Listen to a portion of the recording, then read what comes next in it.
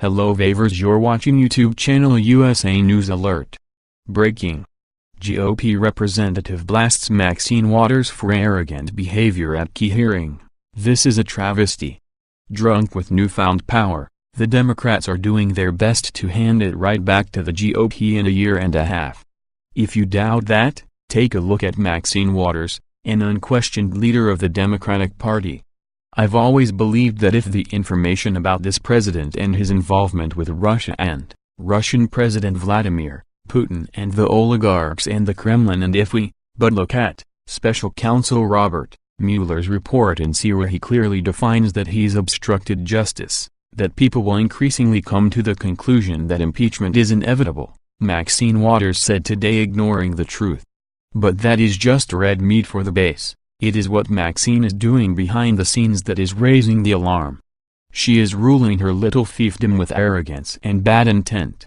And today the GOP revolted. From the Washington Examiner, House Republicans are crying foul over the conduct of House Financial Services Committee Chairwoman Maxine Waters, D. California, during the Thursday hearing with bank regulators.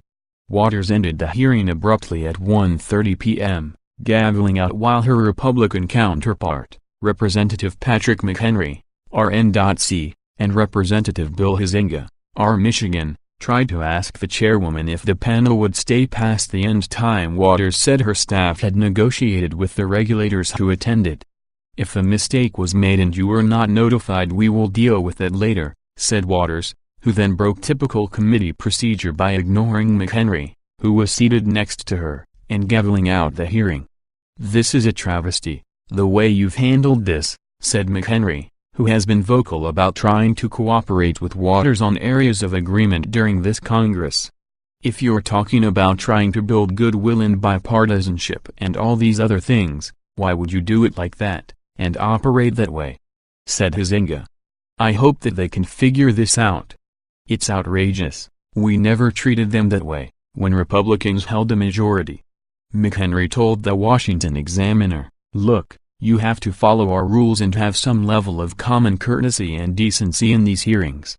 The unfortunate thing is, while I've had a good working relationship with Chairwoman Waters, I think she's been given horrible advice as it pertains to the law and parliamentary procedure," added the North Carolina Republican, "and that has eroded my capacity and my members' capacity to have an open hand, an extended hand, when it comes to serious issues." Through a spokesperson, Waters said, "I am committed to continuing to provide productive leadership, and I and my experienced and committed staff will continue to work with Mr. McHenry and his staff. None of us have time for squabbling. The issues we are dealing with are much too important to be diverted into distraction and finger-pointing." When asked if Thursday's events might change the tenor for the committee moving forward, McHenry responded, "I hope not, but something has to change on how they're treating us.